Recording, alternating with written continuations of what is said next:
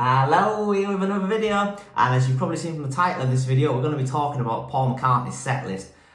Because yesterday I seen Paul live in Manchester, December 14th. It's the third time I've seen Paul McCartney live, and it was a brilliant gig. You know, Paul McCartney, I love the man. You know, a brilliant song. You get just hit after hit after hit. However, in my opinion, and I know I'm not the only one who thinks this, there is a problem with Paul's setlist these days.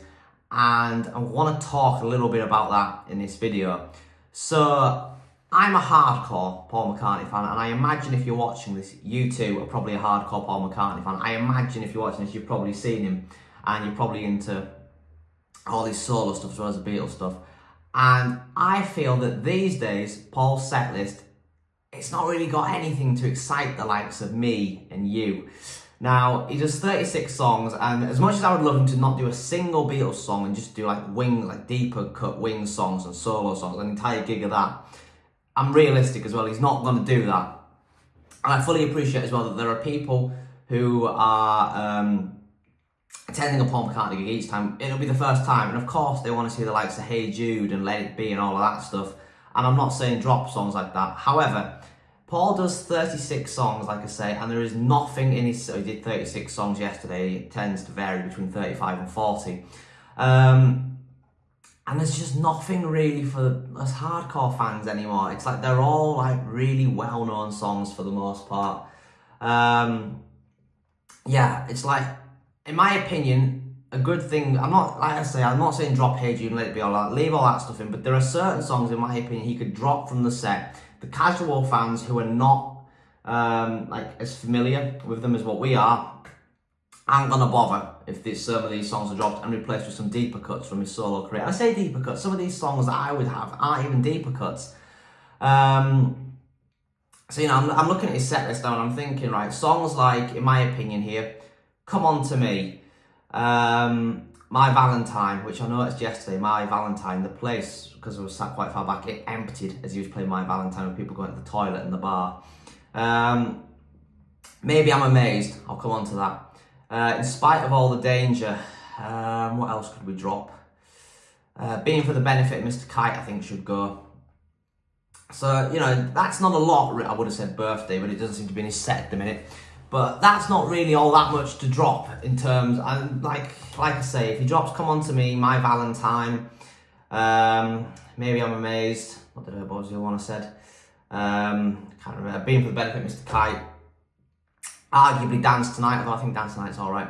In Spite of All the Danger, can't remember if I said that one. And replace these songs with some deeper cuts from his solo career. And I say deeper cuts, but just like a song off Ram would be nice. Just a single song from Ram, arguably Paul McCartney's best post-Beatles album. He doesn't do a single song from it anymore. He did do Too Many People once upon a day.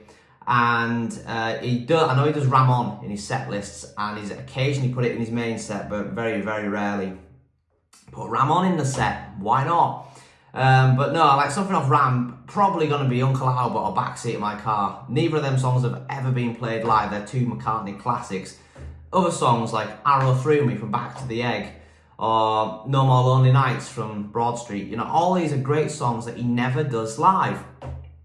And why? Why doesn't he do these live? I don't know. It's like the early 70s now. He completely neglects for the most part. You know, I'm not going to come on here and list all these songs I'd love him to do because...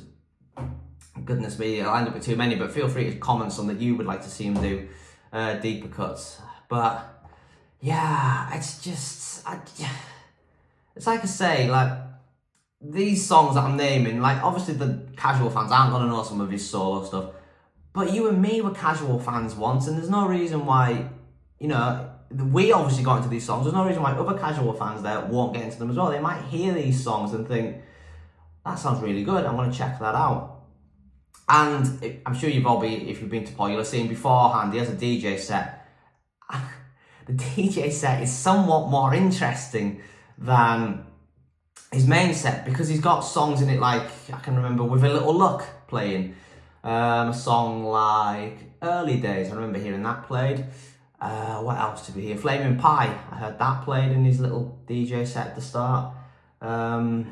Oh God, I've drawn a blank now, I can't remember. Oh, Morse Moose, Inspector Goose. Coming Up used to be played, I don't know why that's been dropped from the set. But you know, get some of these these other songs in. And I'm looking here as well. I know he does his sound check where if you pay like £1,000, you can go and see his sound check. You've got too much money if you do that. But in his sound check, to be fair, it's a little bit more interesting than his main set. I'm just looking at the one he did yesterday, and in terms of interesting songs, he did Temporary Secretary, which I have seen him do live, to be fair, back in 2015. But that was a nice song to have in the set for a deep cut for hardcore fans. Women and Wives, I think it's weird how he's not doing a single song off McCartney 3, despite the fact that's his most recent album, yet he's still doing songs off Egypt Station, and he's not doing a great one off Egypt Station. What else? Every Night, why is he not doing that in the main set? Mrs. Vanderbilt's in the sound check. Ram On, I've already mentioned. Looks like he did New in the sound check, I don't know about that, but he teased Sea Moon apparently. Again, why isn't Sea Moon in the main set? Anyway, I'm rambling on here, but basically all I'm trying to say is, if anyone from MPL is watching, which they won't be, if Paul himself's watching, come on, man, just drop 3 or 4 of your lesser known Beatles songs, your lesser known solo stuff that people don't really care about, that you've done for years and years and years, and replace them with some other stuff for your hardcore fans to excite the likes of me and you and others who this isn't their first time seeing him and they want to see like Paul's entire solo career. I mean, at the minute I should have brought it. I'm reading McCartney Legacy, the 2nd volume, and it starts off talking, it actually kind of talks about this, that the Paul McCartney of 1974 would be very, I don't know how he would view the Paul McCartney of 2024, because at that point in 1974, Paul was very obviously proud of his Beatles past and what he'd done, the work, but he didn't want to live off that. He wanted to push forward and keep doing new stuff, exploring new avenues, new ideas, new projects. And he doesn't do that anymore. He just does Beatles for the most part. And I remember as well when One Hand Clapping came out earlier this year, in the press release for it, it said a lot of these songs on One Hand Clapping are done live to this day, and they're not. Alright, songs like Band on the Run and Live and Let Die are, but you know, there's a lot of songs like Sea Moon, Soily, what else we got on there? My Love.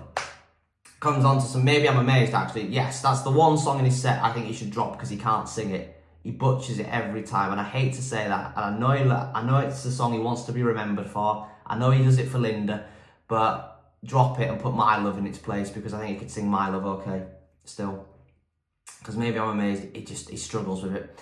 Anyway, I think that's all I've got to say here, so sorry for rambling on. Basically, I love Paul, I love, you know, it was an incredible gig, it was my gig of the year. I'm just saying, for us hardcore fans, there's not really anything massively juicy. Although we did get Wonderful Christmas Time, which I know he doesn't do live all that often. And I've seen him do it twice now. I've seen him do it last time round as well.